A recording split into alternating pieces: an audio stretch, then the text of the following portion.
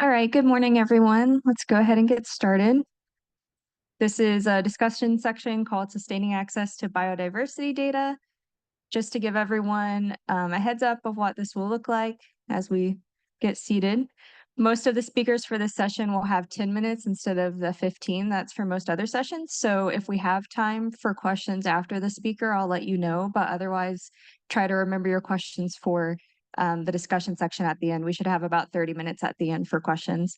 And for people on Zoom, you can feel free to add those questions to the Q&A as well. For the speakers, I'll be sitting right here at the front and I'll raise my hand at you when you have about 2 minutes left, just to make sure we stay on track. I think that's everything. So the first speaker today is David Jennings, who will be talking about planning for sustainability.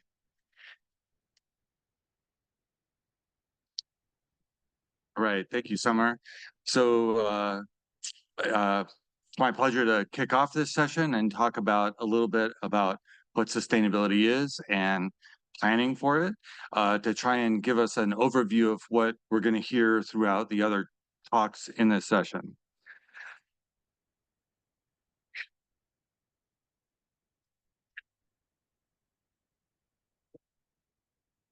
So let's start out with, what is sustainability? You know, there's a lot of definitions out there.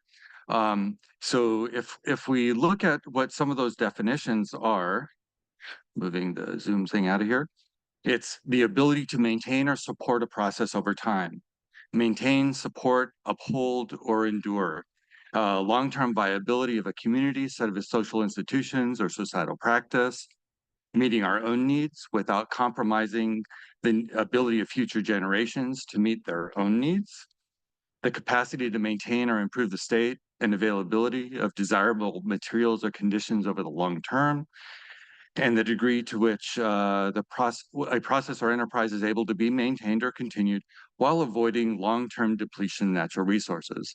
And these have been conceptually in the literature put into sort of three, they call them pillars, but I kind of like pillars because I thought the Venn diagram works better.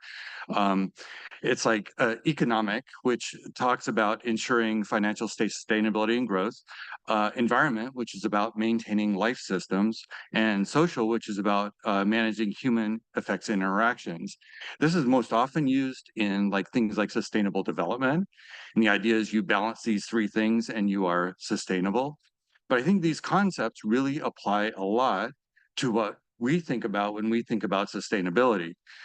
And so this is not very nice. So if we look at some of these common themes, right? Everything's talking about maintaining or supporting over a long period of time, something about enduring. You got to have something to maintain, a community, an enterprise. There's needs involved. And so what you're really talking about balancing here is the financial part, the support part, and the human part. And so I think when we hear these talks today, we're going to see that what we're trying to do is apply these concepts to what we do. In the economics, we have costs for our infrastructure, everything. You know, everything costs money. We have to understand that. We have products, we have services that are consumed and are maybe sold. We have grants that we always go for. We maybe have donations, other kinds of philanthropy. And so that covers our economic area. In the environment, we have to have a physical infrastructure. We have to have a building. We have to have, podiums, computers, microphones. Cyber infrastructure, we do a lot with data.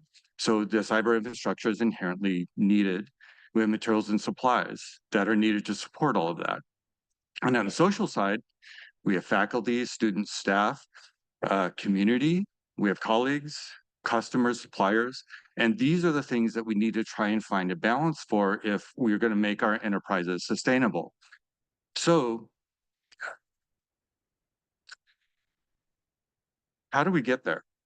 And basically, what we're talking about is taking ourselves from our current state to a future state. And in order to get there, you have to make some change or changes to what we do. And that requires a lot of planning on many different levels. And so the first level I'll call business planning. You know, we got to think about things like stakeholder analysis, needs analysis, maybe planning out some scenarios about what we want to do. And then we go and plan strategically about defining specific goals and objectives for what we want to achieve and what our strategies are for how to get there. And then we dot all the I's, cross the T's, and plan for the implementation. And then we actually go do it. And while we're doing it, we learn things that help us inform our previous planning, because we might have to go back a few steps and go forward. But ultimately, we're trying to get to this future environment in a better state than where we are now. And hopefully that future environment is our sustainable environment. But planning is hard. It's needed, but it's hard because we very much like to think in the near term. The 1 to 2 years, we have a lot of data, we have a lot of certainty. We kind of can predict what's going to happen, but as time goes further and further, we have less and less. So we get stuck in this trap of trying to rationalize what we've done rather than trying to prepare for the future. And we end up trying to address longer term risks with short-term solutions. And that invites chaos, basically. So what we need to try and do is embrace that uncertainty in the future and think about the needs of the future as well as the needs of the short term simultaneously, because then we make better decisions towards going towards sustainability.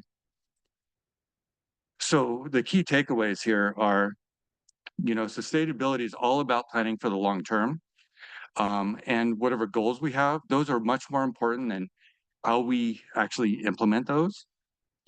Planning is vital, and you can see there's multiple levels of planning. You just got to do it because that gets everybody on the same page and moving in the right direction.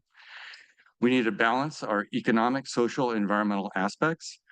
And in that, we need to consider our capacity for resilience, being adaptive, and also what are our vulnerabilities. Scale matters. How big or how small you are makes a big difference, and limits exist. And you always have to change because you just can't sustain everything everywhere forever. So with that, I'm going to do a shameless advertisement for iDigBio does offer strategic planning classes if you're interested.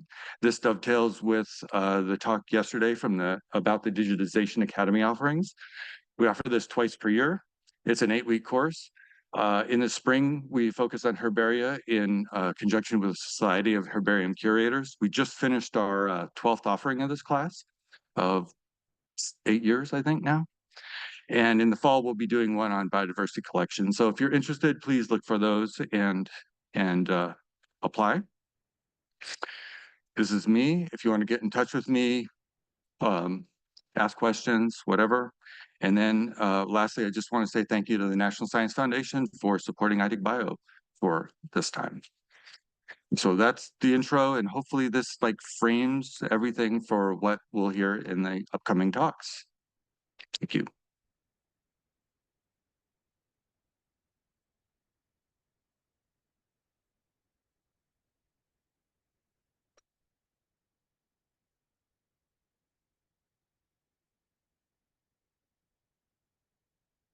Do you have time for one question?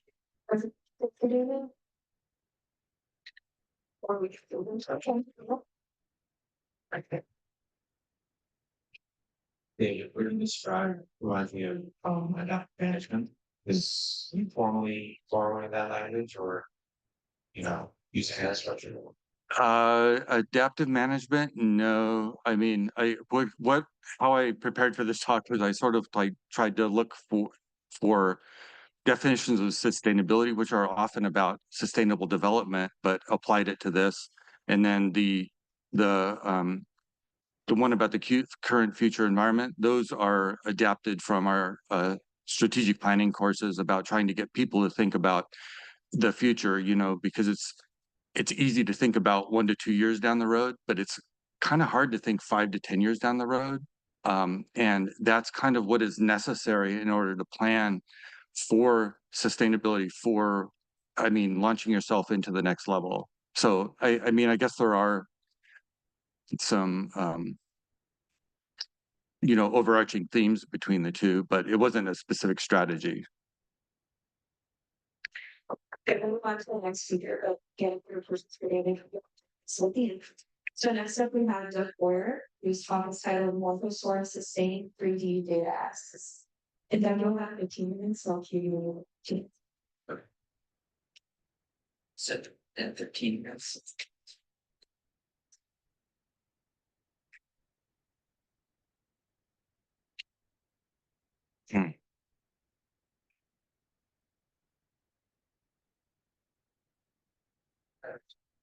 Hi, everybody. Yeah, I'm Doug Boyer.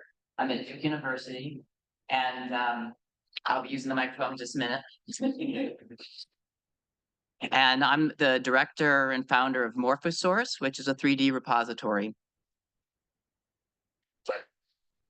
What I'm showing there.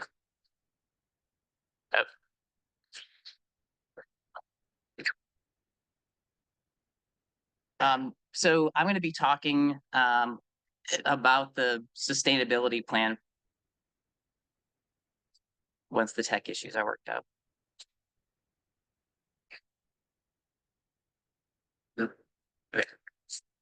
Thanks, David. All right, yeah, so I'm going to be talking about the sustainability plan for this data project. And if I can figure out how to advance the slide, there we go.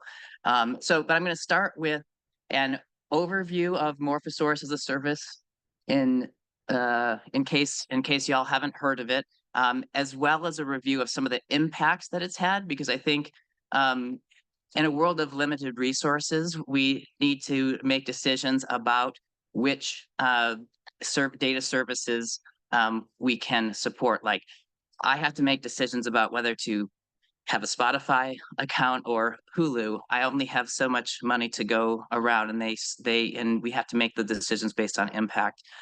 I'm going to review like what our current funding situation is in terms of in terms of how long that is sustaining us for, and then a review of our estimated operating costs, because we have to sort of balance all these things: the value to the community with the cost for running it.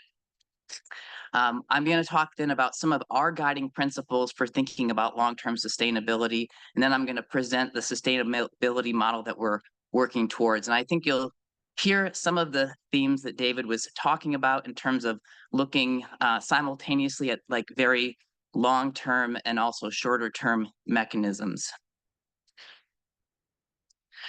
So just to review, MorphoSource is a free for access digital repository specializing in 3D data representing physical objects, primarily museum specimens, but also sometimes just lab specimens.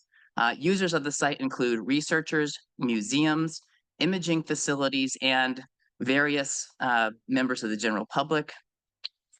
And things that those users do is discover data through searching, accessing data through downloading or using our web viewer, contributing data, as in for a data archiving plan for a article or publication, publishing those data, making them available, and especially if you're a museum or maybe an imaging facility, managing data that you are somehow a stakeholder of.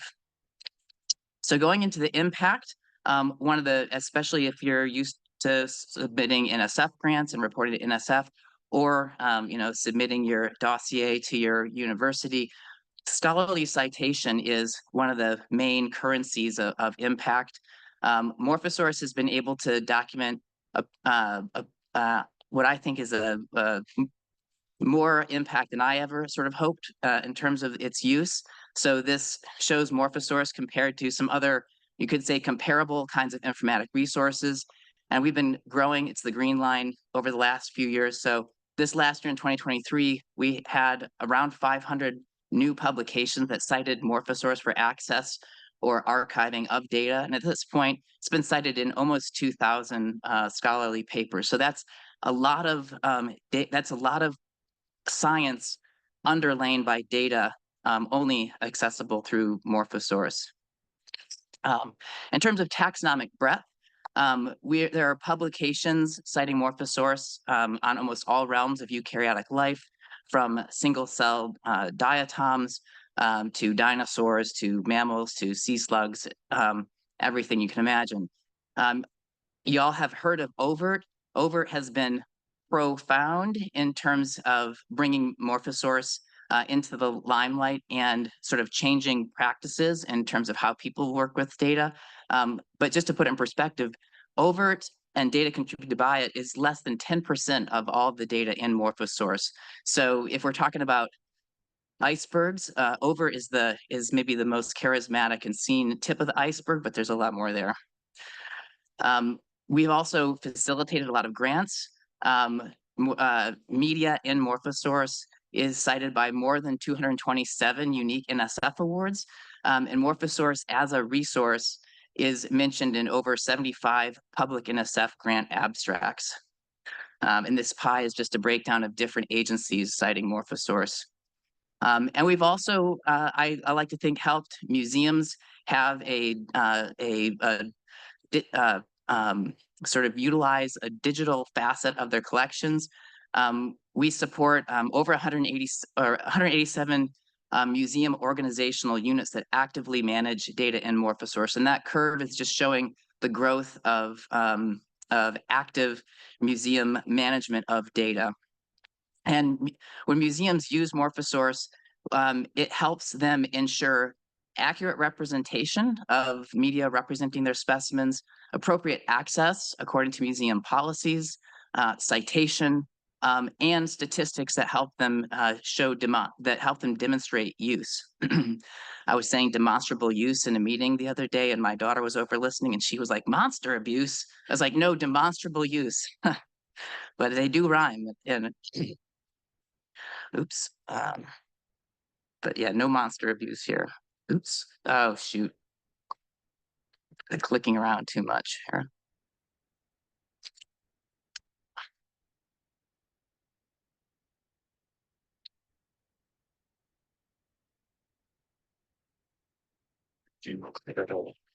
I don't know what I clicked, honestly.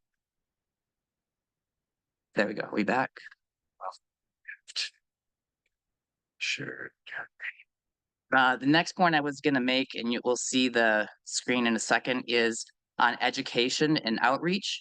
So one thing, because we're talking about three-dimensional charismatic imagery, we've been able to support a lot of education and outreach. So it's not only scientists utilizing MorphoSource, but we have basically people from all walks of life. And so this pie chart is a breakdown of different kinds of individuals utilizing the site. So even about 10% of use is people identifying as artists.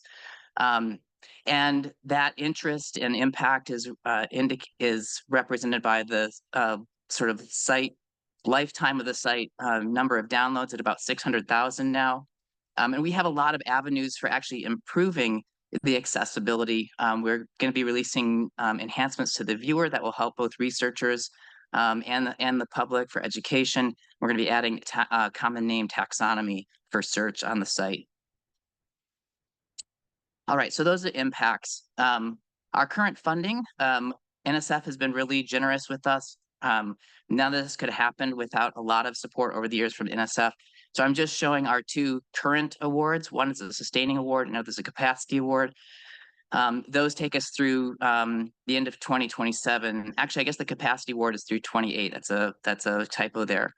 And then we have some in-hand commitments from my university that will take us, that will, buffer us for another year or so. So that's where we're at just in terms of in-hand commitments. We've got about another 5 to 6 years. And so what are the operating costs that we're going to have to sustain going forward? So right now we're in a period of high development.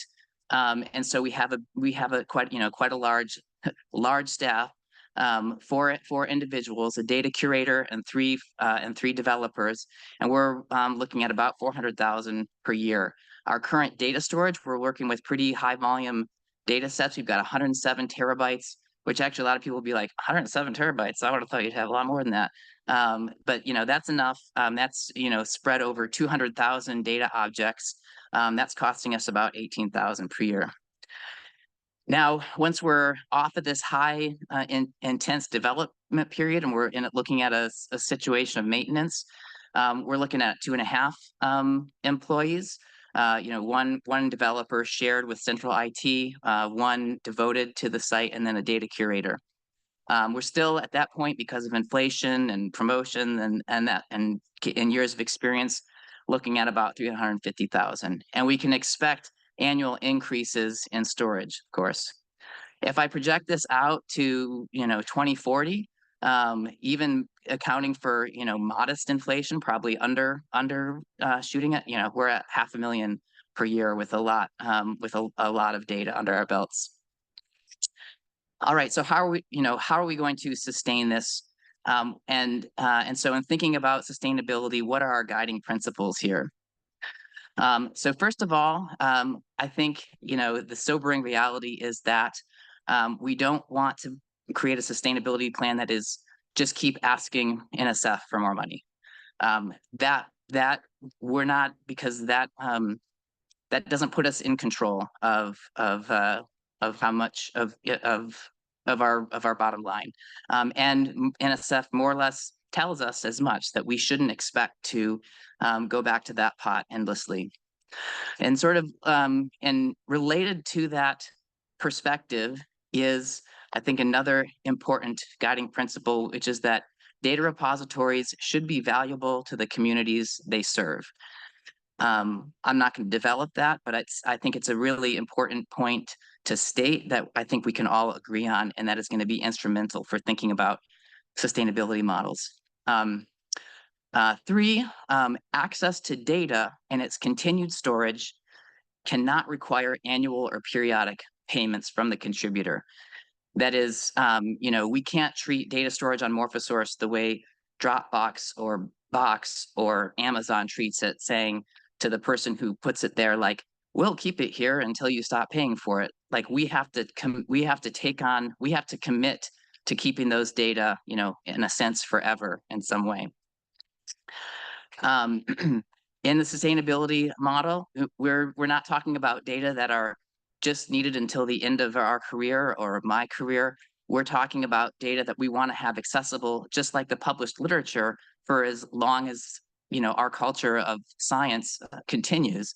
So that means we have to consider in the long term how we're going to do transfers of leadership or governance. We have to consider, how the data are going to be handled if our sustainability plan doesn't work out. What's going to happen to the data? It all comes back to the data and making sure those can be available. And then finally, this might not be the perspective of every service, but our perspective is that distributing management and infrastructure can improve scalability and resilience. And so I'm going to talk about all these things individually. So first of all, now that we've reviewed our guiding principles, we can think about possible models that people use for or have talked about for open access repositories. So, I list some potential models there that could work given our limitation, given our principles. We can also, look through publications like the one I show here and exclude certain ones. So what does our sustainability model look like? And I will say, in terms of what David mentioned about sustainability planning, just me being here right now talking to you, this is sustainability planning. I'm talking to you as a community, some of which use MorphoSource. This is me starting to have a discussion with y'all about, where we're going to be going in the next 5 years or so. So primary component of our sustainability model in the near term, it will be a voluntary consortium of organizations that pay in exchange for a role in our steering committee to develop the site and to have features enabling large-scale use, management, and tracking of the site. We will eventually have to have required deposit fee from most contributors. A lot of deposit fees are subsidized by our NSF awards right now. That won't always be the case. We're going to invest in technologies. Actually, we currently are developing and investing in technologies that are going to nonetheless reduce our storage and operation costs. We are developing technologies and partnerships that allow scaling with external infrastructure. That is, so MorphoSource as a central resource can grow by essentially adding partners and external infrastructure. And finally, we need to develop partnerships, tools, and policies that will enable a transition of governance. I don't have hardly any time. So members would be all institutions with organizational teams, ideally, but also journals who route data to MorphoSource, professional societies, and potentially corporate sponsors. The role of the consortium, would be to help MorphoSource fulfill its mission, helping sustain it, helping manage data, have a voice in the steering committee, and advocating for needs of the community. And of course, this consortium needs to have a benefit to that, having a voice in the steering community, access to communities that utilize 3D scans, and special access to a number of things on the site, which I won't go over right now, and prioritize support from MorphoSource. So, we have this growing number of teams. We think about membership levels that are based on the use of the site. If we look at the breakdown of institutions right now, it looks like this sort of. So, and a higher level of membership would be a louder voice, more features, deeper support, and potentially a higher requested annual contribution. Deposit fees have a role to provide revenue specifically for data hosting, and to balance demand for new deposits with available resources. So, right now our policy puts a 1 terabyte of data about $3,500. We can do a cost comparison to other, public repositories. We're at the bottom line there. So, we're, pricing this competitively, though, we're not actually competing with these public repositories because we're a very different kind of service.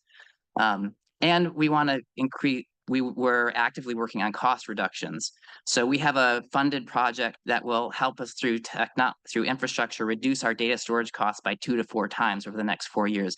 So in other words, if we can reduce our data costs by 4 times, that means the same amount of money that used to support a data set for 10 years will now support it for 40 years. So that's the kind of thing we are actively and I think working towards. And here's a fancy diagram from that proposal that was funded. We're all for scaling. We're also we've started to distribute infrastructure. We have remote file storage, and I mentioned yesterday ways of working with IIIF servers and GBIF for what we would call a deep aggregation. And ultimately, we want to go away from a central node to basically a multiple node network. So transfer of governance will ultimately involve endowments, which we've been green lighted for at Duke. And so thank you very much.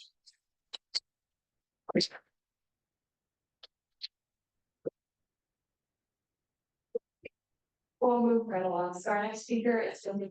So the talk is sustaining access to biodiversity and data.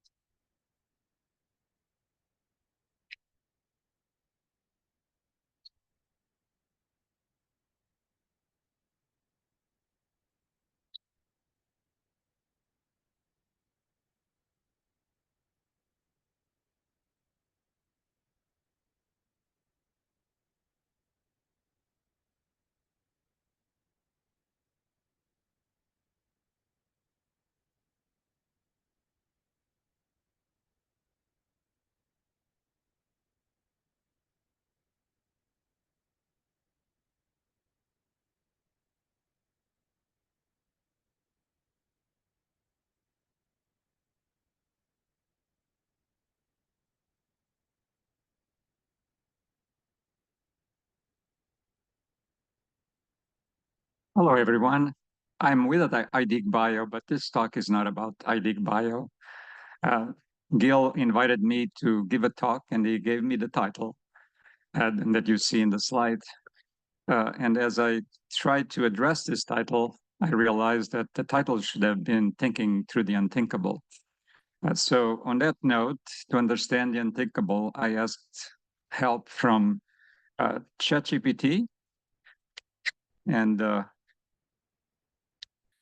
ChatGPT gave me this New York Times article dated February 30th, 2025, which announces that the government, the US president, signed the bill, the Biodiversity Funding Reallocation Act, that kills all funding to national history museums, global biodiversity initiatives, and cyber infrastructure.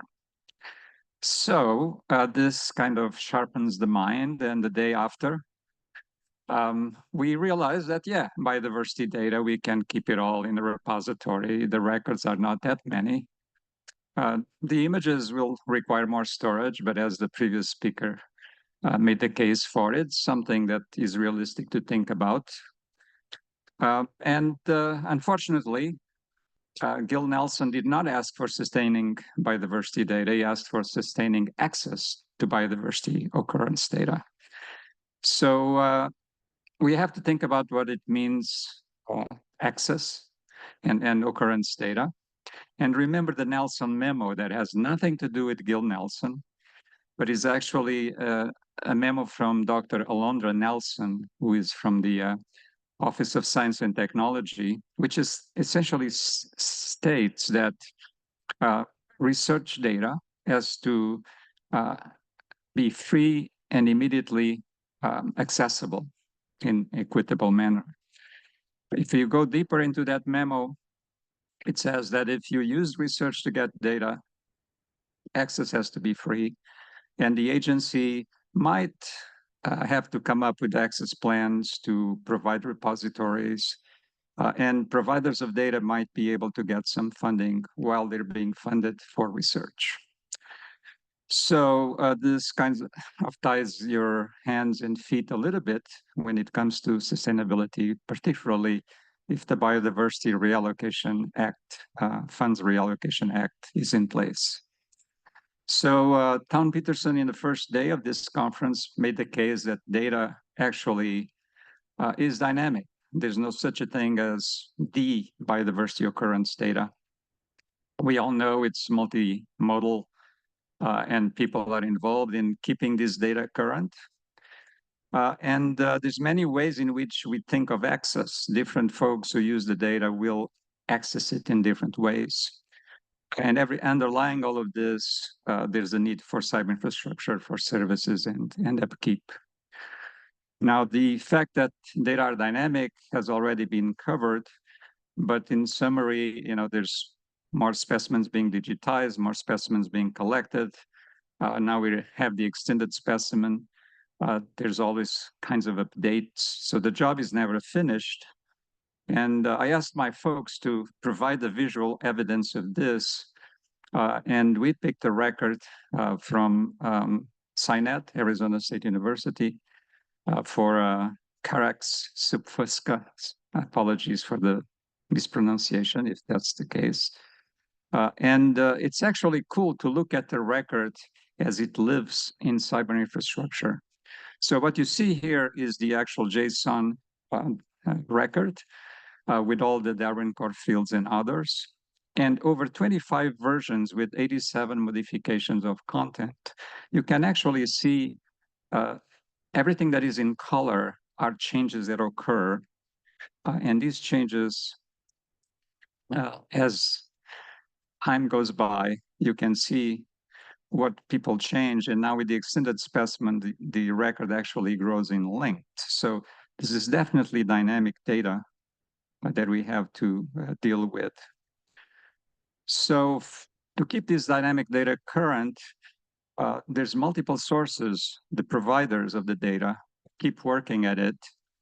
And these are heterogeneous. We have to have humans involved in different pipelines. Our community has done a great job in standardization, but to take these different kinds of representations to something that we can ingest is work that needs to keep on happening. Access modalities when folks access biodiversity occurrence data, they just do not access the collection data set that has been ingested. They dice it and slice it and collect different pieces of data from different data sets, browse, etc. So these are different ways in which access needs to be accounted for. And to make all of this happen, of course, you need significant amounts of cyber infrastructure, along with the folks that have to keep on running. It's not just the hardware, it's the software, the architecture of it, and the daily operations that need to be happening so that it's a 24/7 service. Now, it's useful to look at accesses of the data so that we understand what it means to keep access. This is just for iDigBio because that's what I have access to, and it's for 52 days. And we have 95 million data requests. Roughly half of them come from our portal, as well as other regional portals like Symbiota portals and so forth. So you can think of this as scientific and educational usage of occurrence data. The other half are direct accesses through our API. Initially, they were discounted as, oh, these are just bots. But there's just too many to ignore. So we looked deeper into it. And for those accesses, what you can see, if you can read the text, I'm not sure you can, but these are the folks from Anthropic, the folks from ByteDance or TikTok, the folks from Amazon, the folks from Bing, and many other folks who Google who are building LLMs. So making use of the data to create agents, bots, chatbots, that in turn are going to be used for many other purposes. I use ChatGPT for this talk, but I don't know whether indirectly I'm using occurrence data that has already been collected. So this points out the reality of data access as being one that is not solely for research purposes or educational purposes in our community, but it's actually reaching society in many broader ways that we might not know. So it may well be that there are many channels that start with our data. I shouldn't say our data, start with occurrence data that provide broader services and are worthwhile accesses. So when we think about sustainability, we need to keep this, or sustainability of the access to the data, we need to think about this broader context. So I would say that if we, again, go back to the title that Gil Nelson gave me for the talk, keep in mind that occurrence data, and this you all know very well, is dynamic. Access is not just getting the data set that has been ingested. It's across data sets in many different ways, driven by the research questions. And sustainability, if we want to kind of get away from having our hands and feet tied, because we cannot charge providers or charge for research users of the data, we need to bring in these other societal contexts and figure out a sustainability equation that takes that into consideration. If we do this, maybe we can start hoping for the thinkable. So, maybe we can read on the New York Times 1 year after February 30th, 2025, that the US government, top tech companies, the LLM folks, and philanthropic organizations have joined forces, and the Biodiversity Funding Reallocation Act is dead. So that's it for me, and I'd like to talk to folks who help me get all these data and run the cyber infrastructure for iDigBio. And I hope I'm done with time as well. Oh, yeah? Okay.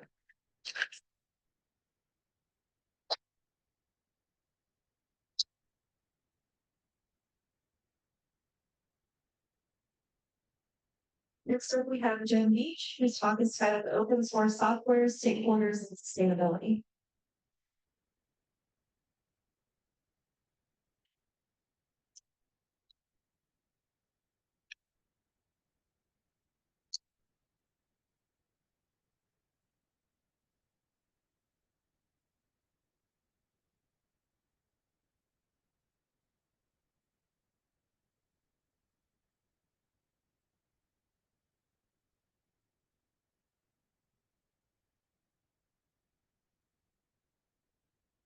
It's just advances. Okay. Just that one.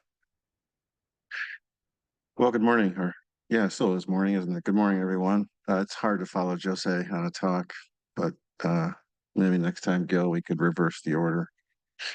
Uh, I'll try to be as impressive. So this is going to be we only have 10 minutes. We have a really quick 10-minute summary of what's about 30 years of work, or 30 years of history anyway. I'll try to be quick. This is kind of a short version of our coming of age story for the Specify project. It goes back quite a ways, and there's been a lot of changes, a lot of metamorphoses going on in recent years. So let me get into it. The gist of my talk is about economics. It's about money. It's about stakeholders and how you create value for stakeholders and how you get them to pay you for that value.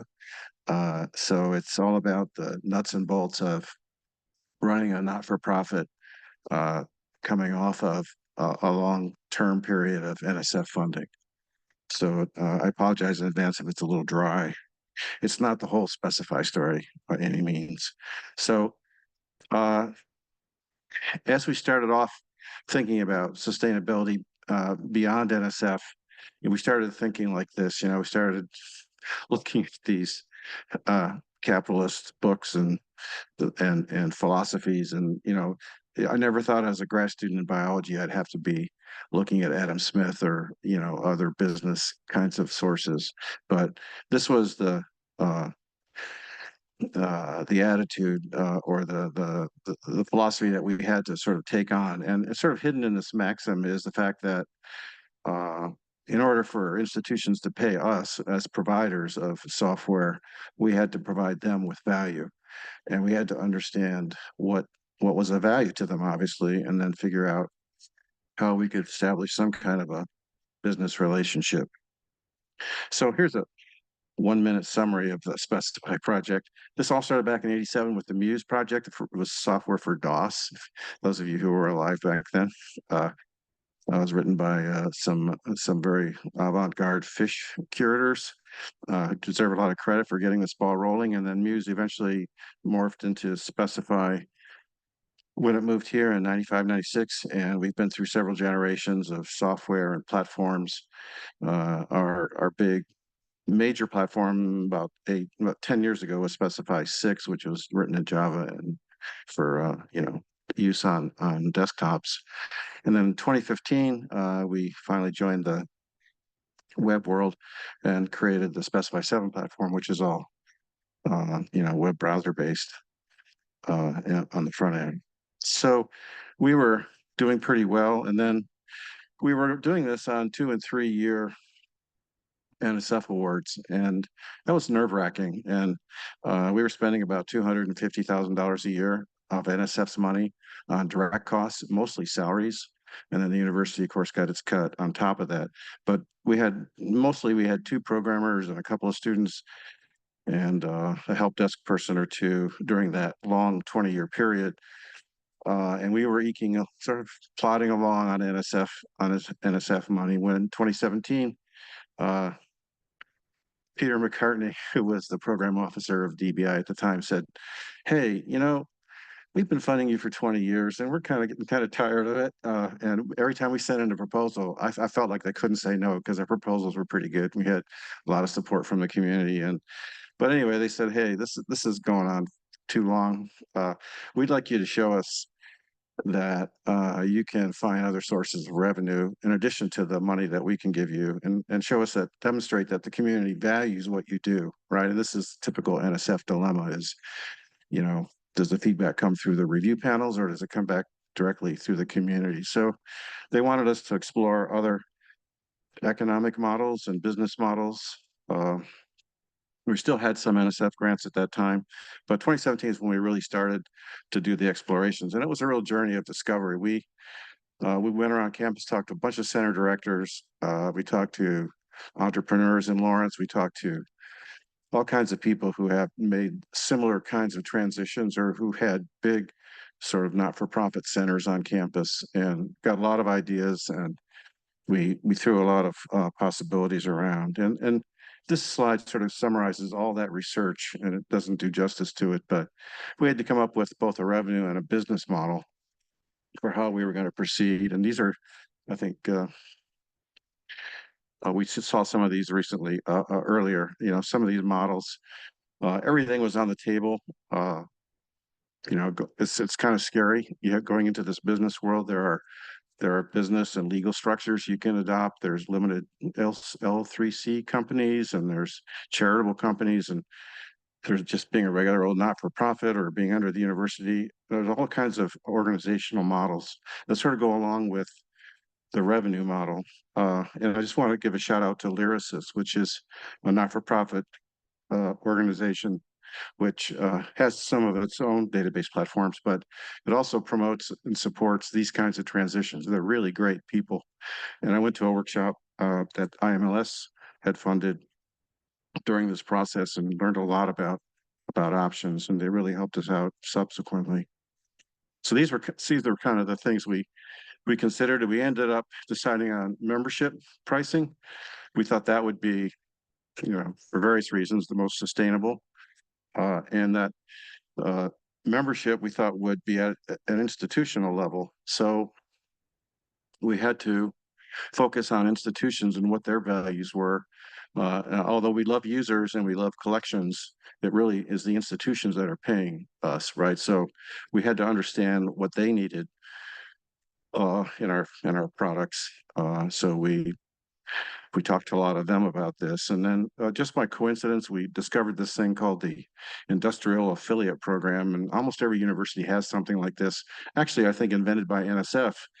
They force their engineering centers to have outreach activities with industry so that their research is relevant and the students can go visit and the industry people can come to campus and that sort of thing. Well, these IAPs have been used widely in the US, and I think mostly because of NSF's promotion of them. And we discovered them here just by accident, and we had about 10 of them on campus, mostly in the engineering college and in business. So long story short, we talked to the provost. He said, hey, we don't have companies or foundries or businesses that we want to interact with, but we would like to have other museums as our partners. Could you see us doing an IAP for Specify, right? For software support? And they said, sure, yeah, we understand this. We'll create this membership organization and we'll call it, you know, one of our IAPs, and you can use our finance accounting and you can use our HR services, and we'll just go forward with that. So we were really lucky. We almost fell out of our chairs when they said they would do that for us. So we created the consortium under this IAP umbrella in 2018, which is a month from now, our 6th birthday. So we're pretty excited about that.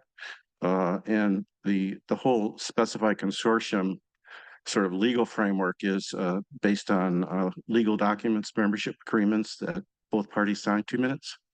Okay, we got to run through this quick. Here's where we're at today. Number of institutions who are paying us as members and the number of collections that you specify as a result. This is a more important slide from us. This is our revenues and expenses for the past 3 years and the current year at the bottom. And we've been growing at about 18% a year in revenue. We've had great years these past couple of years. And 24, there you can see includes about $200,000 from a grant that we got from the Swiss to do the geological extension of Specify. So revenues are increasing about between 15 and 18% a year. Our expenses are going up. We just hired a 3rd full-time programmer, which is really terrific. So can't do this talk without mentioning the people. We got great technical developers and help desk services people, all the people on the left side of the screen that are permanent, full-time, or part-time. But I really want to say that the real surprise for us is on the right side, that's the student staff. We have amazing students, undergraduates at all levels who are from the College of Engineering, who are computer science majors. They do tremendous work for us every day. They do software testing, and the seniors do software design for us. This has been a real engine of creativity and productivity. And I can't say enough about the value to the consortium about being based at a university to have this kind of relationship. We teach these kids a lot They learn more from us about software engineering than they do in their formal curriculum, but we don't get any of the tuition money that they pay the College of Engineering. So Nico's going to have to work on that when he comes. Okay, last slide. These are the 3 takeaways. When NSF was our sole stakeholder, our sole financial source, we didn't care too much about deadlines or timelines or when we release things. We released things when we thought they were good enough, and we sort of rolled forward with that. When moving from one stakeholder, one person or institution that pays to, what was it, 120 institutions that are paying us, we became much more aware of the needs and the values and what we were offering and what they wanted and what they didn't want from us. That really changed the way we thought about software development, the way we prioritize things, the way we timeline things, everything, our DevOps, everything sort of improved and got refined and focused based on the fact that now we had all these stakeholders who were part of our consortium and who were giving us feedback through our committees and our board. So there are other things that have changed for us, but it's a really subtle but pervasive change when you go from a single funder to 100 or more. Finding value. So far, so good. I think because of our growth rate, we're demonstrating that we have value to collections. Just recent trends are that international organizations have come at us surprisingly at a relative high rate. We weren't expecting that sort of international support, but we got, I could list the countries here, but we don't have time. But it's really exciting to see national museums and whole networks of museums in other countries adopt us. It's a growth area for us that's getting better. I'm not sure which instar we're in. This transformation in 2018 from NSF to market-based economy we're coming up on another instar, I think, another change. And I'm not sure what the next metamorphosis is going to be exactly, but we're now attracting the attention of federal agencies, both in the US and other countries, who want to use us countrywide for lots of collections. And that they are not going to fit in our current revenue model or membership model. We're going to have to stretch again to find out if we want to get into that business. And they're pretty eager to have us, how we're going to deal with those kinds of, national organizations. So we're finding value, and I think we have some questions to face about, what we want to look like in 2 or 3 years or 4 years from now. And the one last thing, I think there's 2 things here: the future of sustainability. One is, of course, their software itself, and I think right now we have pretty firm footing on it, and growth rate. It looks pretty good for the short term, and there's a lot of upside, I think. But also, of course, it depends on the health of collections themselves. And our focus on institutions, although we love users and we're a bottom-up kind of project, we like to work with collections managers and curators and collection scientists. Institutions pay our membership fees, and so we're trying to find ways to add value at an institutional level to help collections survive, the physical collections. What can we do to make a collection more prominent or more useful? And what kind of software capabilities can we put in to specify that would help them justify their ongoing investments in space and heating and cooling and personnel? So I think that's one of our main missions in the next few years, is to look at how we can improve the survivability and sustainability of the physical collections themselves. And I'll stop there. Thank you.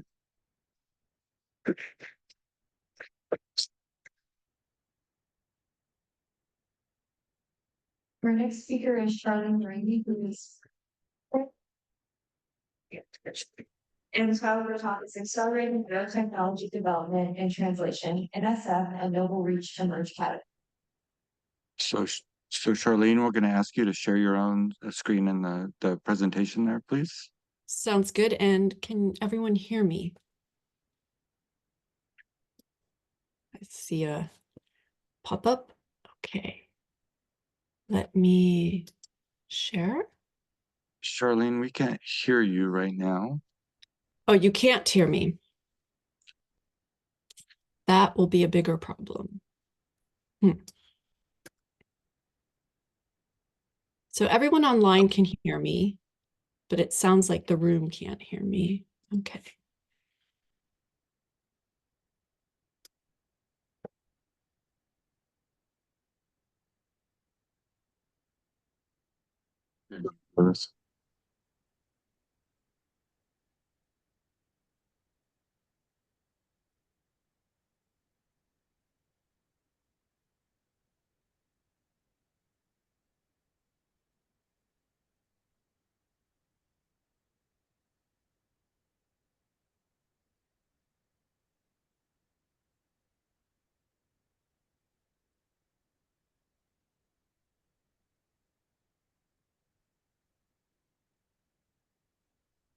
Are you able to hear me, David, in the room?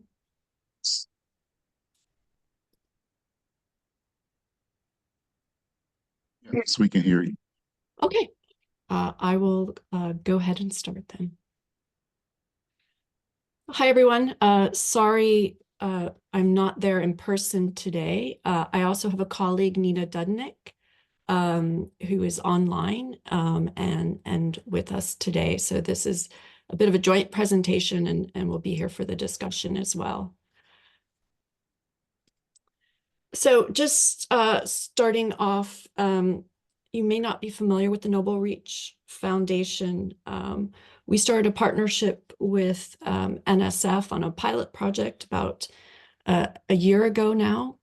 The NobleReach Foundation is a nonprofit founded in 2022 with the focus of bringing together the best of the private sector, academia, and the public sector to address significant challenges in our nation, and specifically looking at, how do we enable those three communities to work together to further our economic, environmental, and overall national security. How do we do that? We do that through talent. So the focus of NobleReach is bringing together talent from these three sectors to enable better connections between them and joint problem solving. And we specifically do that through things like jointly designed curriculum with universities, with scholarship programs that bring in different levels of educational levels, so graduates, postdocs, as well as mid-career and late career professionals to tackle the technical challenges across these different areas. And again, seeking to make the most impact through accelerating technology to enable advancement in these areas. And so the partnership with NSF is about taking some key technology areas in science and advancing them to the point where they're able to scale for market and societal impact. As a pilot project, 11 teams were chosen in collaboration with the NSF team. Huge range within the bio directorate, so everything from synthetic biology through to imaging, and of course, importantly, 3 programs in biodiversity and environmental data, so NPN, iDigBio, and EDI, who are represented here today. And the program broadly is a 1-year program working with these individual teams, and a very specialized focus on helping these teams move through the journey of to sustainability and translation into commercial kind of business realm. And I think it was great, kind of the last presentation really exemplified the journey that a lot of the participants in the pilot program will be going through over the year. So to give an example of how we work, we bring in great people, and one of those people is here today, Dunrie, who will speak later, to work with each of the teams. Before we do that, we work with the teams to understand where they are, what they're trying to achieve, their sustainability goals, and we look at the gaps together that can be filled over a year period in order to help them move to the next step. And so that's the goal setting that we do. We then bring in great talent, and those individuals are typically experienced in an aspect of what the teams are trying to achieve, and can bring in other individuals to help with specific areas. So for this program, of course, an understanding of the biodata landscape is important, an understanding of different types of business models, an understanding of different type of entity models, back to nonprofit, working within a university as an organization, or out through kind of social impact types of models. And then, of course, the execution, which is the bulk and really the heavy lifting of the program. And hopefully some of the participants that follow will talk about some of the work that they're doing. But again, these execution items are meant to address the specific goals and gaps that the teams have. Generally, it is looking over things, again, very much like what Specify has done in their journey of understanding the value, the landscape, and where monetization might be possible, and then how to execute that and to start execution of it. And then really looking at past the year, how do these teams have guidance on how to move forward? And so we really want to leave teams with the capability and the plans to continue on their path to sustainability, because as we all know, it's more than a year. This is a journey that's multiple years, and will continue to evolve and grow. And so specifically with the data participants, we found that strengthening some of the fundamentals to help them achieve their goals was really important. Very similar to Jim's comments in the last presentation, these are entities that have had an offering, have had users, they're strong communities, and each is offering essentially a product today with all of the support that goes around any offering. But what we need to do is really need to match where is that monetizable need, who is the entity that has a value that they're willing to pay for. And that might be different than the user.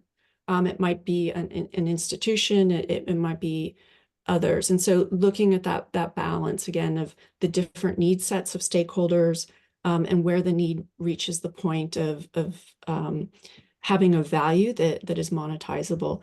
And then exactly what is the offering? It might be different based on that lens. And back to significant constraints on resources. And so how do you thread the needle of having just the right offering to match the need and the value that you can deliver to achieve the impact? And that's fundamental through all of the work that we're doing, is to align that to the mission impact and stay aligned to the mission impact. After that is, well, how do you make that repeatable and scalable? And with that, of course, is looking at the business model that enables you to do that, and then how you implement that business model in the way that you operate.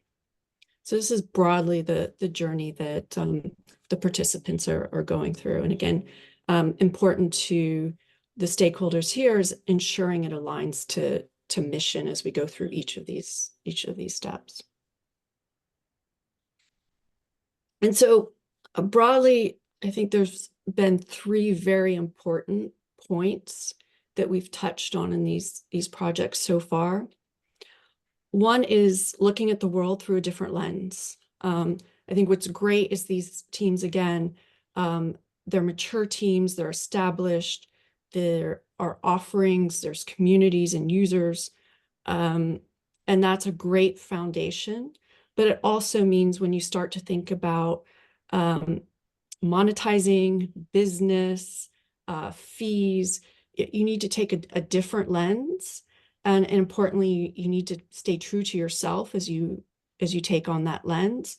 But that's the strategy part. Then there's the operating part of prioritizing through limited resources to maintain and focus on your value. And that does take a cultural shift that takes shifts both in kind of mindset, but also where you spend your time and where you focus. The second area is, it is a great time. There's so many innovative models. And so finding that right model to allows you to operate efficiently and execute well, right? Being able to do commercial contracts, or being able to take membership fees, or being able to take sponsor fees, whatever that model might be, how you are able to implement that as an entity. And it can range from working within the university in different ways than is maybe happening today, through to nonprofit, through to social enterprise, or more of a traditional business construct in terms of entities. And then the third is bringing in that balance of financing and funding. So the goal here is to build a revenue stream that can fund development and innovation towards that value to the end user, and again, aligned to mission, but importantly can help fund ongoing expenses and operating expenses, kind of the core, and to really enable that more sustainable operating stance for the teams that can be supplemented by grants and philanthropic funding. And so that's one of the things all the teams are looking at is, how can they grow on the revenue side, and how can they balance that with grants and philanthropic funding. Yeah. So I will stop there. Thank you.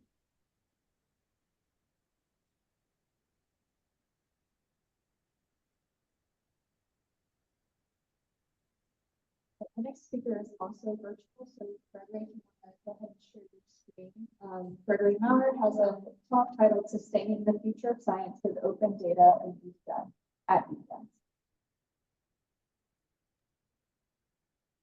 Hi, everybody. Can you hear me okay? Okay, I see a thumb going up. Thank you. Hello, my name's Greg Maurer. I'm a co-PI at the Environmental Data Initiative. And we are one of the partners with the NobleReach Foundation for this year. We're about halfway through that process, and I would say we're pretty early in our sustainability journey. So I'll talk a little bit about that today.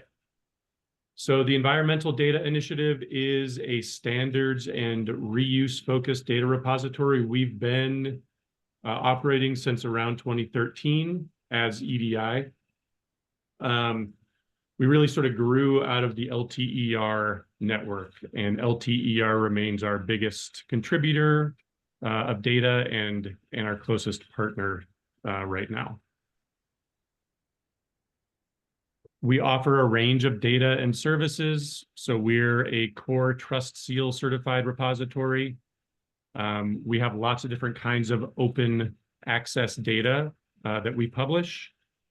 So for example, since this is a biodiversity focused conference, we have lots of species occurrence data that's kind of derived from things like long-term transects, vegetation monitoring plots, and things like that. So a lot of this is the product of our status as an LTER repository. So we think that data is very important. It's got a lot of long-term value, and long-term data is kind of a rarity in some ways. So we really prioritize describing that data with rich standardized metadata, and we want people to use the data in our repository. So we want to enable new science with that data. We don't look at repositories as a place where data go to die. We think of them as a sort of a living place for using data. So, we've been kind of looking at what our place is in the range of many different data repositories that are out there today. And so at EDI, we think of this range of repositories as kind of falling along a gradient with metadata and formatting requirements on the x-axis and FAIR status, or findability, accessibility, interoperability, reusability on the y-axis. And so along this gradient, if you look down in the lower left, there are lots of generalist repositories that take lots of different kinds of data.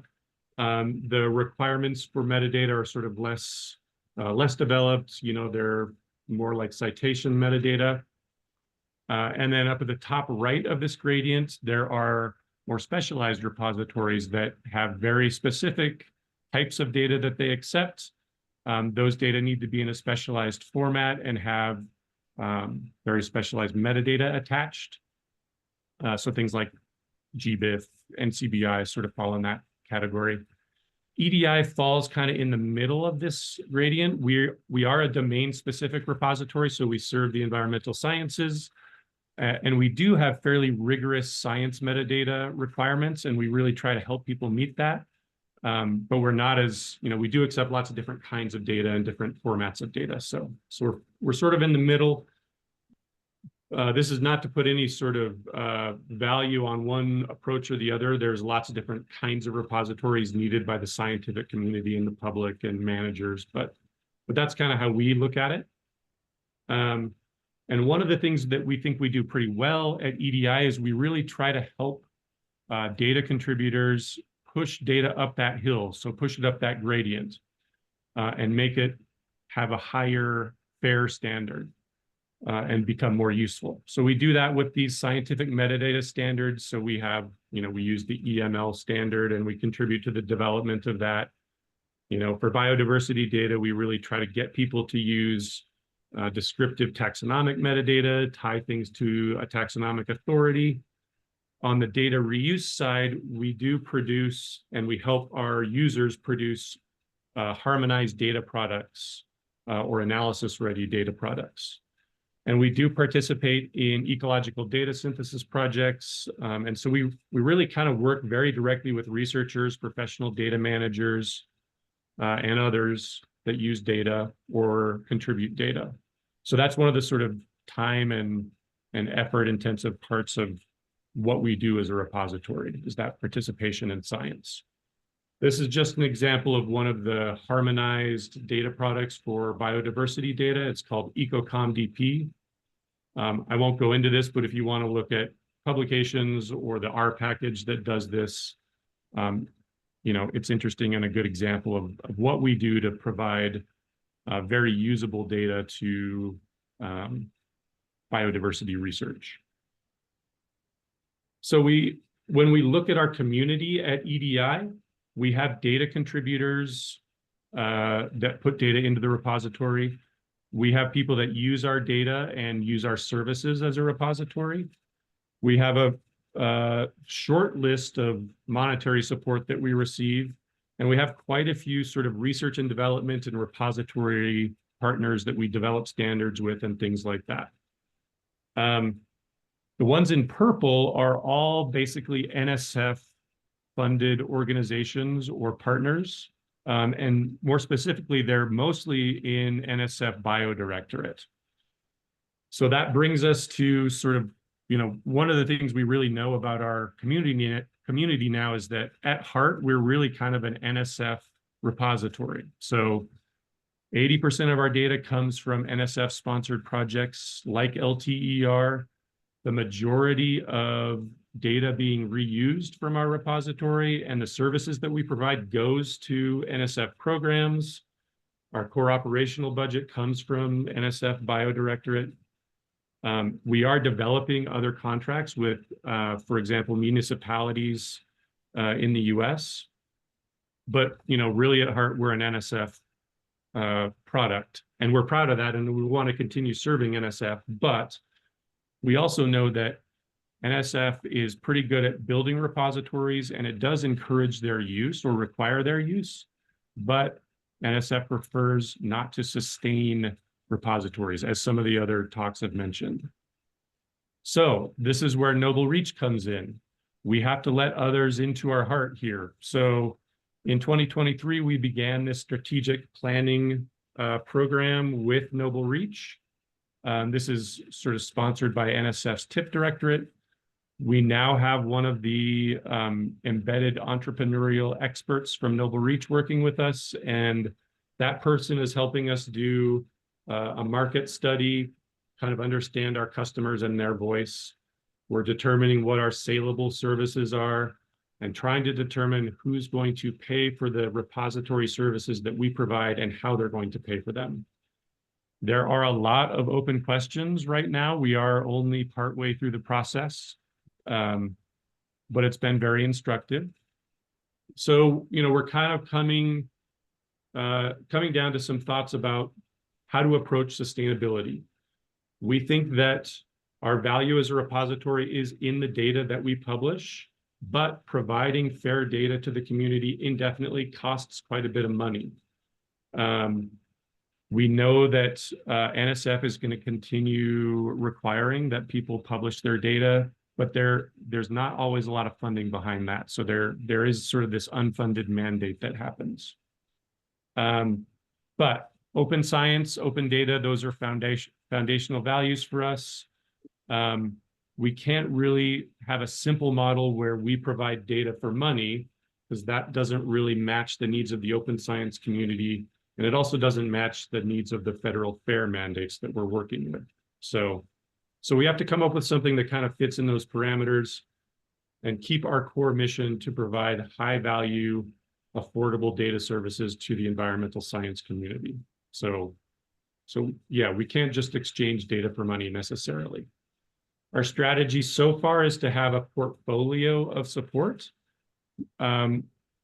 Non-NSF contracts are going to be critical. So we've developed a contract with the city of Seattle, for example, that supports a fair amount of activity right now. We're going to need to continue building those relationships and creating those contracts. Through NobleReach, we have, and our embedded expert, we have identified customers, and we know that they recognize our costs and that they're willing to pay some of those costs. We also know that our federal agencies are going to continue to count on us to provide data publishing services, but we are probably going to have to ask for people to build those publication costs into grant proposals. We are looking at a tiered services model. So we do, like I mentioned, we try to push data up this hill towards a more fair standard. So adding that value could potentially incur a cost for people that use those value-added products in the future. So we're looking at that. And we also know that not all data that EDI manages does have to follow those federal mandates. And so we can create relationships that do have this sort of more financial relationship behind them. Yeah, and I guess we are still all grant funded. We need to create a legal entity that is capable of a lot of diverse financial relationships, and that's going to help us steer this strategy towards sustainability. Okay, thanks. And I'm looking forward to the discussion.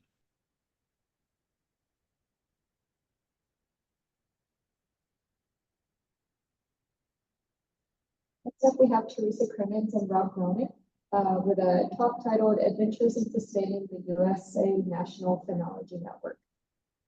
Thank you. Are you able to hear me okay? Yes. Okay, fantastic. So it's actually just me.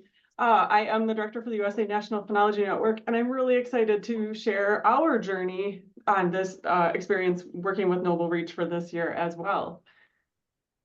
So here in the Sonoran Desert, where I'm located in southern Arizona, it's been spring for a while, and spring is so exciting here. It's one of my 4 favorite seasons.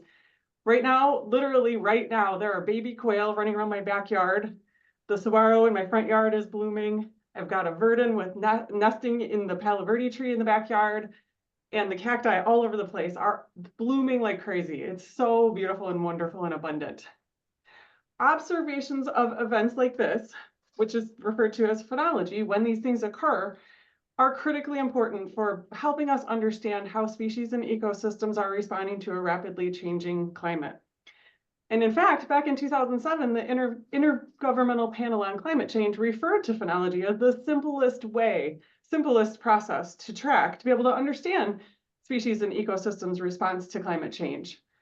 They were able to say that basically because long-term data sets that have been compiled mostly in Europe and Asia were beginning to reveal some pretty clear shifts in the timing of activity. But we didn't have good data like that here in the United States because up until that time, there wasn't really any coordinated effort to keep track of things like when plants were flowering or birds were having their sweet little babies run around behind them. So at that time, some folks came together and said, we need to establish a national phenology network here in the United States. And they did that very thing. So since that time, our organization has existed and we've done a number of things.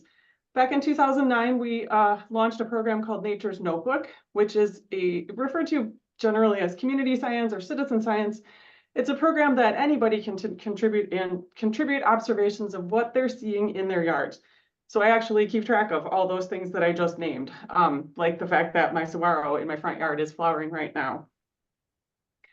And over the years, we've also come up with more progressively innovative and insightful data products, like some of these that are actually used in the news media quite frequently to indicate the timing of when things are happening, as well as whether it's earlier or later. So you might recognize Al Roker here. This was from earlier this year where he used one of our maps in his weather broadcast to talk about how spring was arriving earlier in much of the Southeast.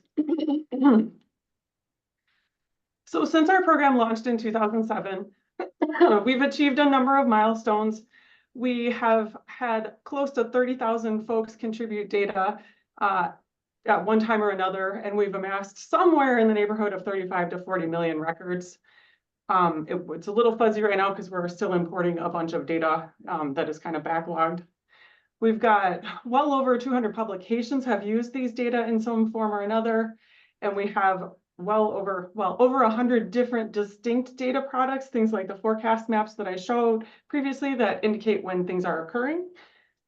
We've got over 600 groups that are contributing data to the program, including nature centers, classrooms, master gardener chapters, folks at different parks and facilities like Fish and Wildlife Service refuges. And we run a certification program to ensure that the leaders that are coordinating those groups are engaging their participants with as much to ensure as good of data quality as possible. The data and the products also receive pretty regular use in the media, especially in the springtime. And it's tough to estimate. It's really hard to quantify this, but we loosely estimate that millions of people have seen these data or been exposed to this information at one time or another. And so we have an interesting path as to how we've gotten to where we've gotten. But just like so many others have indicated in this session, sustaining programs is a little bit harder than launching programs. So when our program was launched, it was primarily funded by the US Geological Survey here in the US, and everybody was very enthusiastic, and there was a whole lot of support and engagement and focus and folks coming together with a lot of enthusiasm, even though we didn't have anything to show for it. The USGS was providing a full-time executive director dedicated to establishing and running the program. As well, about $750,000 were being passed to the University of Arizona, where the remainder of the staff sat to support the enterprise. And so using those funds, the staff sitting here at the University of Arizona set up all the infrastructure for maintaining those data and creating the Nature's Notebook program, doing all the outreach and engagement to recruit and retain participants in the program. And there was a lot of happiness and excitement. And like I said, over those years, we also progressively developed more and more data products, sophisticated data products, data access and synthesis tools, facilitated, encouraged the use of the data by researchers and decision makers in a wide range of applications. And because the organization and the enterprise was publicly funded, everything went pretty smoothly. But around 2015, things started to change. We started to get the sense from the USGS that they wanted to continue to see new and shiny things, that there wasn't as much enthusiasm for sustaining, honestly. Nobody really wants to put money into just keeping things going. But the challenge with phenology is that it doesn't really do you a whole lot of good to be able to tell a story about how things are changing if you don't have data over a long period of time. So it was around this time that USGS not only kind of changed their attitude, but we started to see the individual who was serving as the director becoming more and more integrated into USGS and less available actually to play the leadership role with the organization. I took the leadership role for the group of us that are sitting here at the University of Arizona, and we tried to continue to figure out how we could keep going. We kind of bumped along up until 2020 when a couple of really big things happened. First of all, USGS said, you know what, we're done. We're not actually going to continue to support this enterprise anymore. We've got other things we got to focus on. And they were dealing with budget cuts internally. And in that kind of scenario, money going outside of the agency is the thing that receives the axe versus folks internally. We all experienced major changes associated with COVID, and that started to have a lot of impact on our ability to carry out our activities. And we kind of went into panic mode. We were very fortunate to receive a sustaining award from the NSF. However, it was granted with a very clear understanding that this wasn't going to be the long-term answer to our budget problems. This was to be an amount of money that would help extend our runway and allow us to try to figure out what was going to be the alternative form of support. We were also fortunate to scramble and pull together a number of other project awards. And so in combination with that, and then a couple of appropriations from the federal budget, both in the FY23 and 24 funding cycles, we have been able to continue our operations. But it has been, again, a challenging road because we've constantly felt that pressure of, but what comes next? How do we figure out what comes next? We don't know how to do this. And so there was a very clear moment where we were invited to participate in this activity that Charlene described, led by NobleReach and funded by the NSF, enabling us to undergo this very deliberate reevaluation of who we are and what we do and how we fund it. And that has been a game changer. And so we're about halfway through that year, and we have undergone a lot of effort with our own embedded entrepreneur and some other experts from the philanthropy world. And we are, in very brief, exploring alternatives and options for being able to bring in some revenue.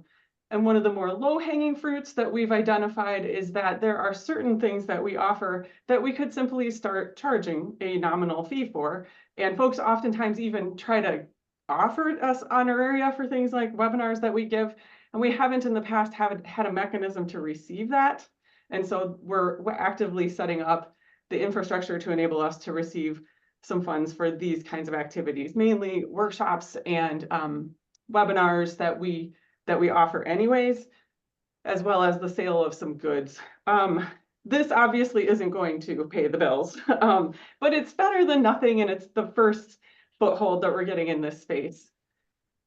The other more promising thing that we're actively very much drafty exploring is starting to identify places where decision makers would really benefit from understanding when something in particular is likely to occur at their location. And if we can predict it with some confidence, even better. And we've identified in particular that there does seem to be opportunity space both with arborists and forest managers, as well as in some of the agricultural spaces where decision makers really have told us, if you are able to tell us spatially explicit information as to when X is going to occur, like when the eastern tent caterpillar eggs are going to hatch, then that would really help my work. That would improve my work. And yes, I would pay for access to that kind of information. And so we are right now prototyping and refining an app that might end up looking something like what I'm showing you here, based on the phenology information that we have in the background. And so what goes hand in hand with that, with that kind of activity, is how do you actually receive those funds? And so I won't walk through this messy diagram because it's too many details, but this is to communicate that another one of the benefits that we're receiving from this collaboration with all these experts is figuring this out, figuring out, how can we receive funds? Can we do it through an existing mechanism that exists at the university that I hadn't yet been able to connect with and make sense of? Or is it that we're going to actually need to set up some sort of entity outside of the university that has a relationship and that can pass money back and forth? And so thankfully, with the proper support, we are starting to figure some of this out. And so in sum, how I would characterize this journey has been that we have this fabulous team, small team of mighty and very enthusiastic individuals that care so much, but don't necessarily have any of the right background in terms of figuring out how to access money other than grants, because that's what our experience is. And so it has felt like a massive chasm to try to cross, an impossible journey to try to figure that out. And so we needed some help. We definitely knew we needed some help to try to break the habits that we had of just continuing to go back to the same folks to help support what we do. And thankfully, with the support and the inputs from so many different entities now, it's starting to feel like we might be able to find a path that can help us get there. And so I'm excited to be able to give you an update, hopefully in another 6 to 8 months, because things are moving fast and changing every day. But it is starting to look kind of promising. So thank you very much. I really appreciate it.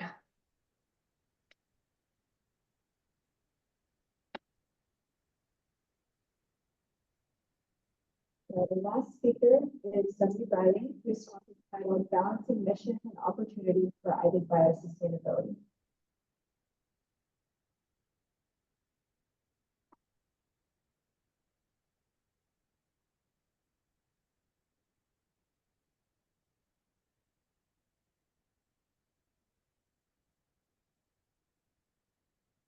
Hello, everybody. I haven't met you yet. My name is Dunrie Greiling. Bottom of the mic. Hello, everyone. Oh, that's so much better. kind of soft-spoken, so having me amplified is a good thing.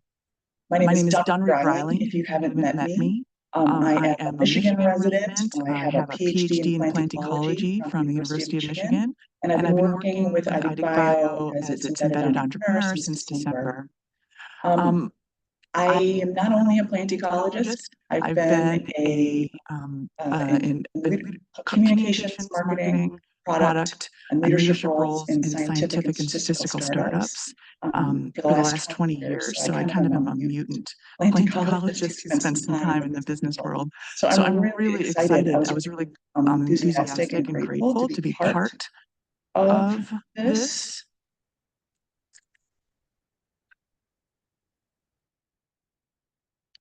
To be part of this project with NobleReach, to be selected by iDigBio. It has been really thrilling to be back in the world of biology. So I'm going to talk today about our give you a progress report on some of the work that we're doing. Like the other folks in the NobleReach project, we are in process and we are engaged in voice of the customer research. So that's really the piece that I'm going to talk about with you today. And so I want to talk about balancing the mission of iDigBio with opportunity. And opportunity, I mean both opportunity to serve the community and opportunities, of course, to obtain revenue to continue to serve the community.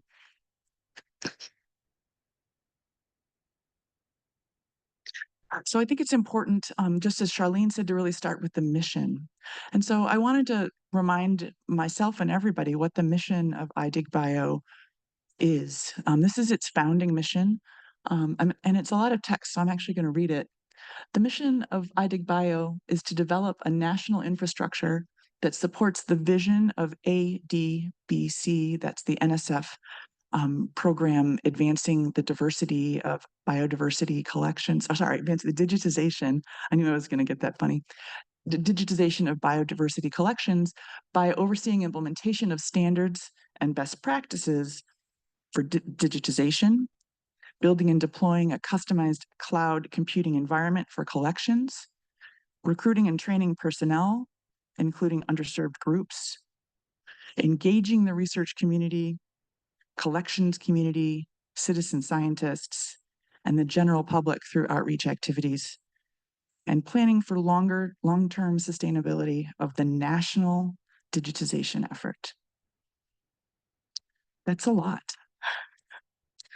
So how is this national digitization effort going? Judging by the portal statistics on the iDigBio website, 140 million specimens have been digitized, mobilized, and aggregated over this time. That includes 50 million media records from 1,800 record sets. That's huge. Are we done? No.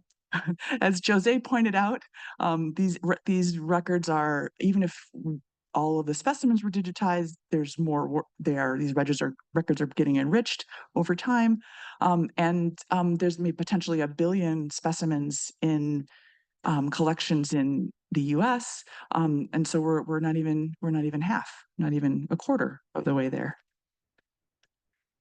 And the NSF support that has been powering the iDigBio part of these activities is changing, is closing out in 2026, the current grant that iDigBio has. And so what do we envision for the future? I think one of the phrases that we've used a lot in iDigBio is this idea of a multi-legged stool, and that's come up in many forms in the other presentations today, including Charlene's, this diversity of support. Thinking that maybe we're going to be pursuing things like sponsorship. Thank you to the sponsors for Digital Data 8, including GBIF and Specify Collections Consortium and Botanical Society of America. Continued pursuit of grants, the pursuit of philanthropy, asking the community to pay in for some of the benefits they're receiving. And then what I'm going to talk a little bit more about is this data products and services, some research that we did. When we started this, I started in December. I started with talking with a lot of folks in the collections community. Anybody who's in this room or in the virtual room that I talked to, thank you. If I haven't talked to you yet, find me. I'd love to talk to you. My contact info is at the end. And one of the stakeholders that we didn't get enough exposure to in the beginning was folks in federal agencies. We see these folks in the iDigBio portal survey. They say that they're pulling data, and so we wanted to get a sense of who they are and what they're doing and what they need, so that we can understand how to support them. Given Jose's talk, I also want to know what the LLMs are doing, but this in case we're talking about the federal folks. So I'm not going to give you their names, but we talked to 8 folks from different federal agencies and some policy analysts about the needs that the feds have for biodiversity data. We heard from them that the lack of ability to share data is a major issue for them. We heard that they're still working on digitization and mobilization. I think all of you who I've listened to this last day and a half would recognize this, right? There's still a lot to be done. We heard that they do have needs after data mobilization and aggregation. And the biggest need, I think every single person that I talked to mentioned this, was the integration of genetic data. Other folks who are doing community level work are struggling with data quality and data cleaning at scale, and searching by traits, which are things that are still in active research I heard presentations on this this week. And we heard the sobering phrase, right? That that paying for things is hard. We have to ask the questions. What do you value?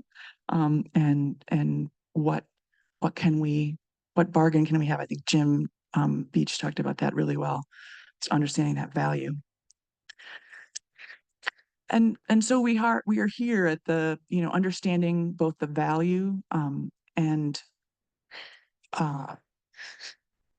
the audiences. And so I'm just giving you a quick report out of some of the user research that we've done. And for me, this is my slide. This is not an iDigBio decision. This is news to people maybe who are from iDigBio who are even looking at this. But that, it seems like we are not, the need is still, the need that's most aligned with the mission is the continued digitization and mobilization. And that there are these research priorities, emerging priorities on all the things that they also talked about, which are where you guys all are as well. And those are maybe not, those are community activities that I think need to be pinned down a little more before they can become products. I want to thank everybody that I talked to, the iDigBio team, the iDigBio community, this biodiversity community. You've been very welcoming. Of course, the NobleReach Foundation, and of course, the NSF for support of iDigBio and NobleReach project. Thank you.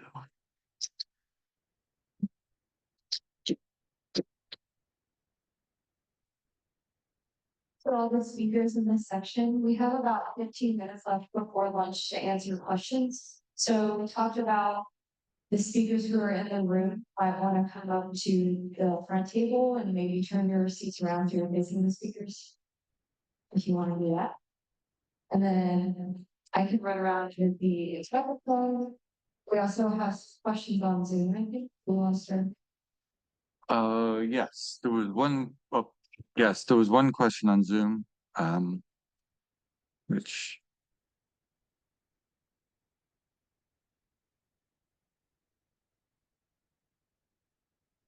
I can't read that from here. Can you read the question for me, please? I can't read that. Right. Read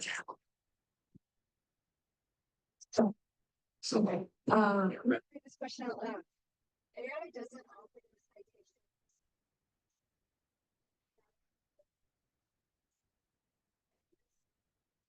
Log AI logs.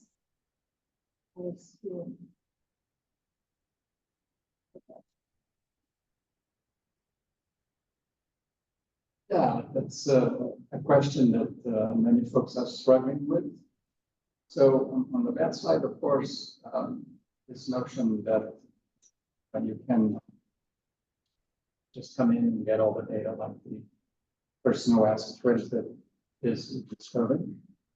On the other hand, we have this commitment that comes from the NSF that data has to be accessible to the public and be part of the public, and there's some legal issues there that I'm not really in a position to navigate very clearly. The other idea is that LLMs are being used by enterprises and entities that in some sense are going to benefit from from the LLMs, and we as a community might be able to leverage them as well. So it's a very active area of conversation. Now, there might be an opportunity here for sustainability in the sense that the only reason they can get data, say, from iDigBio is because we have been fortunate in having the resources and the skill to be able to provide the data at rates that they can work with. So if it took 1 year for them to get the data, maybe they would not have. And if they can take 3 days, because we provide a certain quality of service, well, that might be something that we can use for sustainability purposes. And by the way, my view of sustainability is one that gets back to the community. So we do not exist without the community. If we want to sustain iDigBio, we have to sustain the community itself. So anything that we could derive as revenue will back propagate to the community in ways that we would not. So, I mean, this question is a valid question, but we're moving into a kind of a reality that we don't have any experience with, and it needs to be navigated.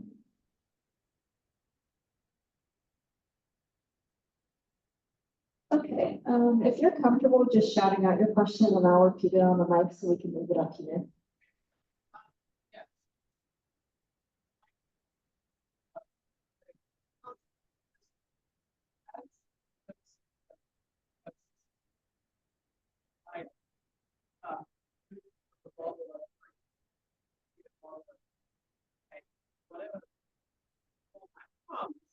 How does the institution then NSF when we're applying for grants give us the money to pay you to do the things that you used to do for free?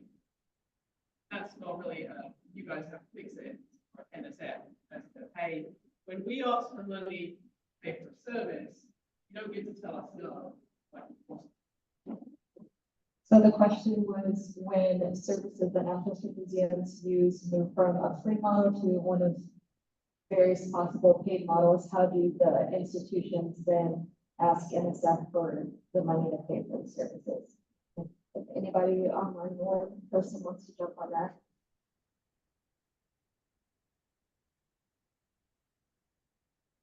I guess this is an example of needing to have all the stakeholders in the room, so to speak. So, and so I think that's maybe one of the points of the sustaining program, that it's an opportunity for NSF to evaluate the plan that a given resource is going forward with.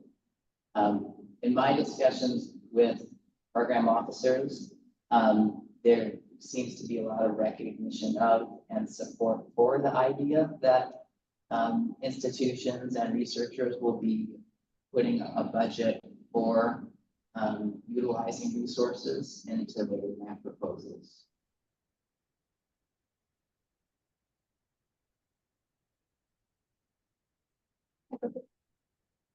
How much of the data provided by these projects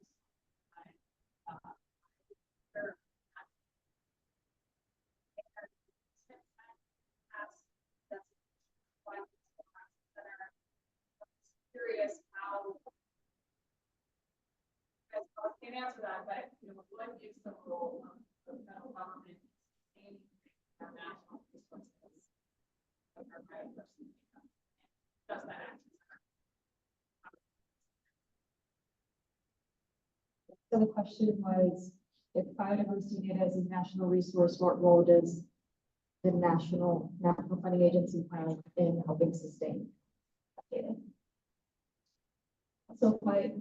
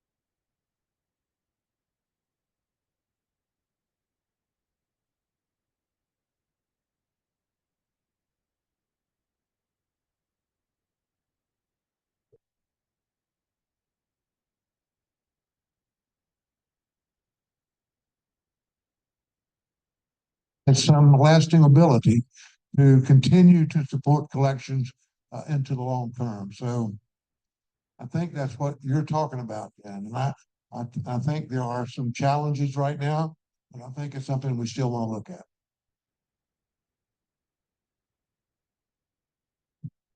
Can I run it to you?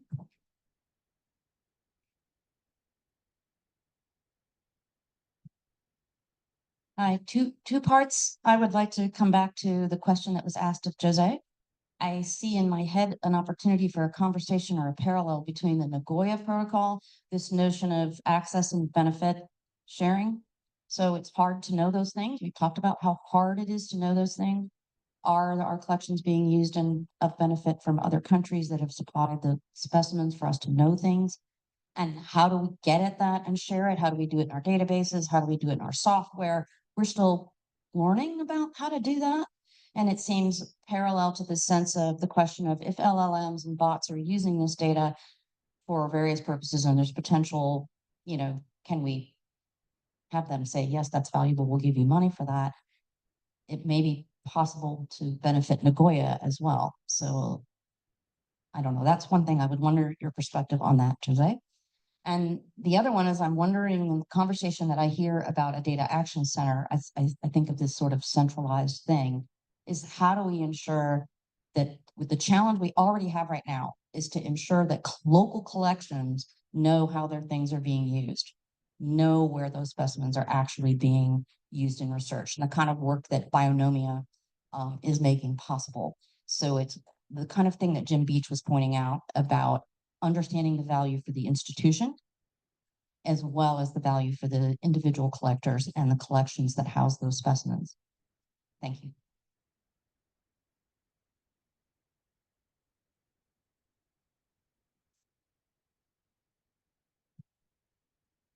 Thanks. I just want to bolt on to the last thing that Deb said, and it feels a little circular, and I'm just going to put it out in the room. Those of us, again, in institutions, collections, we're the ones making the data that's making the products useful and valuable, right? So at some point, the benefit, NSF, if you're listening, whoever's listening out there, because it's not the people creating the tools, you're doing a great job, but the funders have to acknowledge that someone has to get paid at some point to put the data into the systems.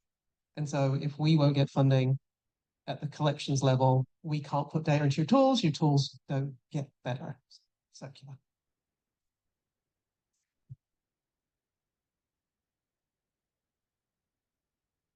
We have some questions online, but does anyone want to respond to what people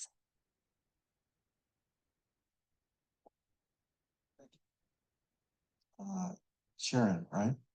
Yeah, Sharon. I was thinking about our stakeholders, our clients, members, and I can't think of a single one who renews their membership every year with grant funding.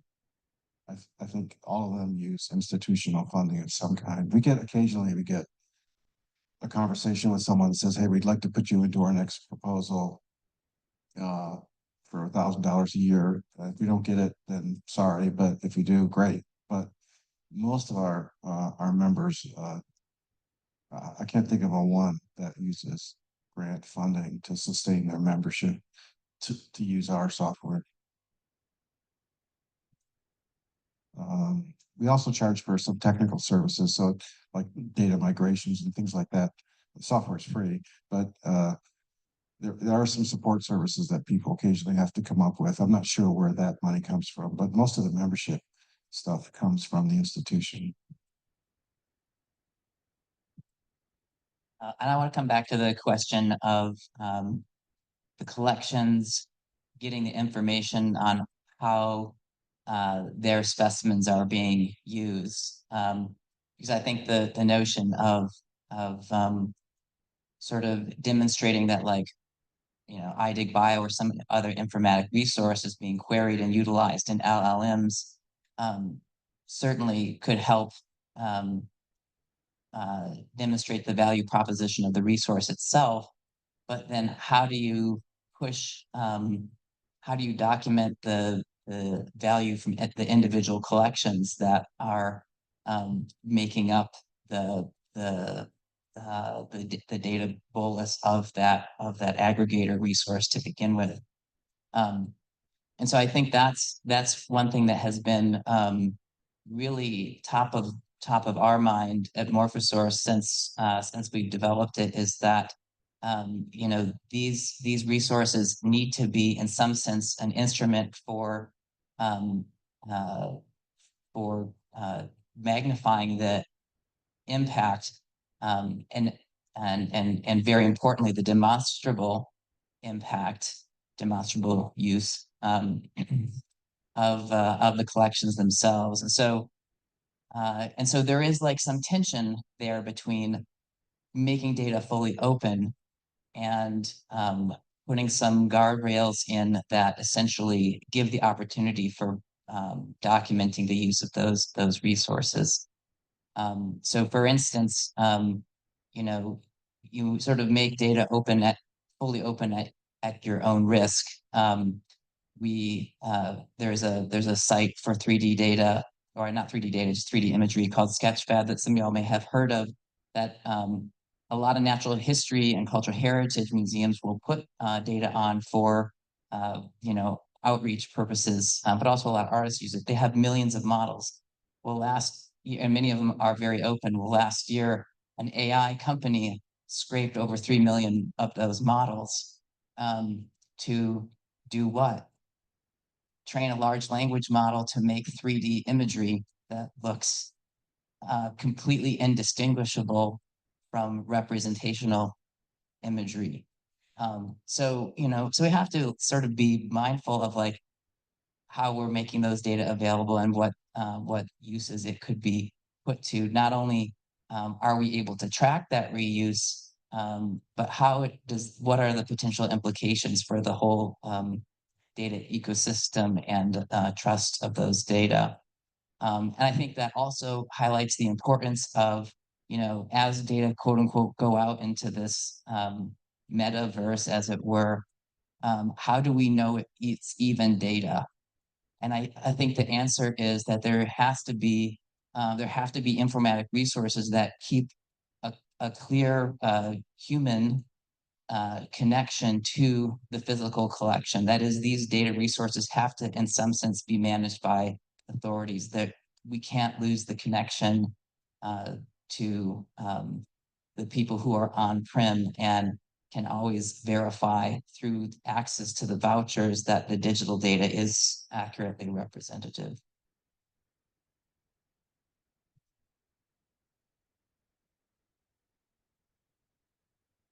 I think Doug brought up very important points, just as Jim did. From the standpoint of collections, the fact that the data is dynamic and it's always improving, there's sort of an expectation that even if they get the data today, if the collections and the folks who work on collections do not continue to do their work, and for that they have to be funded, that data will not be as useful 2 years, 3 years down the road. So in some sense, there's a dependency. If and when LLMs become part of the day-to-day operation of society, they will need to update the data. There is a dependency that is created from LLMs to data providers that somehow has to ensure that the data providers continue to provide good data. So I think we're now in a transition, but in the new world, the dependency is two-way. You cannot train an LLM to provide precise information if you don't have precise data to begin with.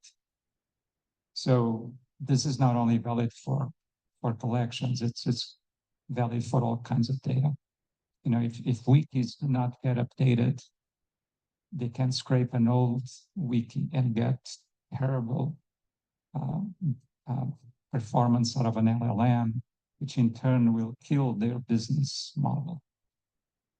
So I think we need to kind of sort through a bunch of things, but in the new world, the data providers, I think, have the advantage Okay, so that takes us to lunchtime, so we'll have to end the discussion for now. Thank you to all the speakers and everyone in person and online who added to the discussion. I know there are unanswered questions on Zoom and probably in person as well, so maybe we can continue conversations offline, but thank you for everyone. Have a great lunch.